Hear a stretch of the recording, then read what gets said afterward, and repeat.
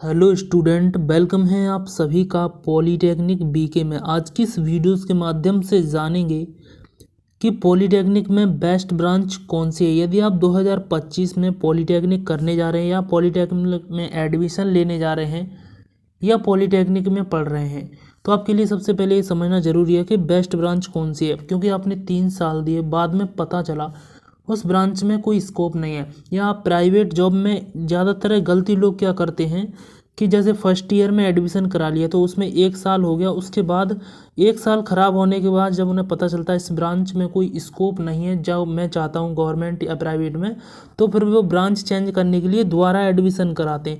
इससे उन लोगों का साल बर्बाद हो जाता है। काश उन लोगों को ये जानकारी पहले हो जाए, जिससे उनका समय बच जाए, वह साल बच जाए, पैसा भी बच जाएगा। तो आप अपने अनुसार इस वीडियो को सही से देखिएगा। आप प्राइवेट जॉब के लिए या गवर्नमेंट जॉब के लिए कौन सी ब्रांच अच्छी है। इनमें से कुछ ब्रांच ऐसी हैं जिनमें केवल गवर्नमेंट जॉब है, प्राइवेट जॉब बहुत ही कम, ना के बराबर है। कुछ जॉब ऐसी हैं जो इनमें प्राइवेट जॉब बहुत ज़्यादा है, गवर्नमेंट में वैकेंसी बहुत कम आती हैं। कुछ ब्रांच ऐसी हैं और कुछ ब्रांच ऐसी हैं जिनमें गवर्नमेंट में वैकेंसी अच्छी खासी है, प्राइवेट में जॉब ना के बराबर है। तो आपके अनुसार आपको कौन सी ब्रांच लेनी चाहिए वो मैं इस वीडियो में क्लियर कर दूंगा। यदि आप पॉलीटेक्निक में एडमिशन लेने जा रहे हैं, इस चैनल को आप सब्सक्राइब कर सकते हैं एनी कोई भी जानकारी पाने के लिए पॉलीटेक्निक से रिलेटेड, या आप पॉलीटेक्निक में पढ़ रहे हैं। यदि आप गवर्नमेंट जॉब लेना चाहते हैं इन फ्यूचर या प्राइवेट जॉब, अकॉर्डिंग टू आपके अनुसार मैं आपको आपकी सही ब्रांच का चयन करने के लिए इसमें पूरी जानकारी आपको दे दूंगा। बस आप इस वीडियोस को एकदम एंड तक देखिएगा, आप खुश होके जाएंगे, आपका डाउट इसी वीडियो में क्लियर हो जाएगा। चलिए स्टार्ट करते हैं इस वीडियो को।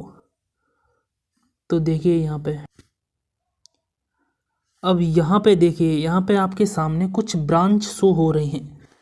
Electrical engineering, civil engineering, mechanical engineering, computer science and other textile IT. जितनी भी ब्रांच होती हैं वो सभी ब्रांच वो अलग चीज़ है, ठीक है। तो इन्हीं में से मैं आपको सभी ब्रांच के बारे में बताने जा रहा हूँ। तो देखिए, इलेक्ट्रिकल इंजीनियरिंग किन लोगों को लेना चाहिए, आइए समझते हैं। यदि आप प्राइवेट जॉब करना चाहते हैं या गवर्नमेंट जॉब, तो इसमें गवर्नमेंट जॉब में भी वैकेंसी आती हैं एंड प्राइवेट जॉब में भी आपको अच्छी तरीके से इलेक्ट्रिकल इंजीनियरिंग वालों को अच्छी तरह प्राइवेट जॉब मिल जाती है, कोई दिक्कत नहीं होती है। अब इसमें गवर्नमेंट में वैकेंसी की बात करें, यदि मान लीजिए 1000 वैकेंसी हैं, ठीक है, गवर्नमेंट जॉब में 1000 वैकेंसी आई, तो उसमें से 250 वैकेंसी इलेक्ट्रिकल इंजीनियरिंग की रहती हैं, ठीक है। तो इसमें प्राइवेट जॉब भी है, गवर्नमेंट जॉब भी है। तो इलेक्ट्रिकल इंजीनियरिंग ब्रांच एकदम सही ब्रांच है। यदि आप लेना चाहते हैं, प्राइवेट जॉब हो या गवर्नमेंट जॉब, आपको कुछ ना कुछ तो जॉब मिल ही जाएगी। आप इंटरेस्ट रखते हैं गवर्नमेंट जॉब के लिए तो आप प्रिपरेशन कीजिएगा, ज़रूर बेस्ट ब्रांच है। यदि आप प्योर डिपेंड है कि मैं इन फ्यूचर सरकारी नौकरी ही करूँगा, प्राइवेट जॉब नहीं करूँगा, तो सबसे ज़्यादा वैकेंसी सिविल इंजीनियरिंग में आती हैं। एसएससी जेई यानी जूनियर इंजीनियर, इंजीनियरिंग फील्ड में सबसे ज़्यादा वैकेंसी सिविल में आती हैं। तो सिविल में जो 1000 वैकेंसी होती हैं उसमें से 70% यानी 700 मान लीजिए, इसमें से सिविल इंजीनियरिंग की रहती हैं। बाकी की 250 इलेक्ट्रिकल की रहेंगी, उसके बाद 80 से 90 मैकेनिकल में रहेंगी। बहुत ही कम सीट रहती है मैकेनिकल इंजीनियरिंग में, तो ये आप ध्यान रखिए। गवर्नमेंट, यदि प्योर गवर्नमेंट में जाना चाहते हैं कि मुझे प्राइवेट तो करनी ही नहीं है, तो आप सिविल इंजीनियरिंग लीजिए। यदि आप इलेक्ट्रिकल इंजीनियरिंग लेंगे तो प्राइवेट और गवर्नमेंट दोनों में स्कोप है, बट आधा आधा, थोड़ा सा प्राइवेट में सही है, बट थोड़ा गवर्नमेंट में थोड़ा कम है सिविल के मुकाबले। अब बात करते हैं इसमें मैकेनिकल इंजीनियरिंग। मैकेनिकल इंजीनियरिंग में गवर्नमेंट सेक्टर में वैकेंसी बहुत ही कम मिलती है, जो कि कह सकते हैं 10% वैकेंसी मिल सकती है आपको।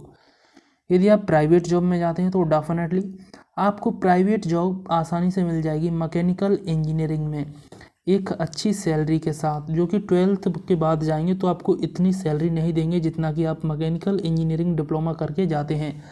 जैसे ही आप 6 महीने या 1 साल जॉब करेंगे, आपकी सैलरी इंक्रीज होना स्टार्ट हो जाएगी। अब बात करते हैं कंप्यूटर साइंस।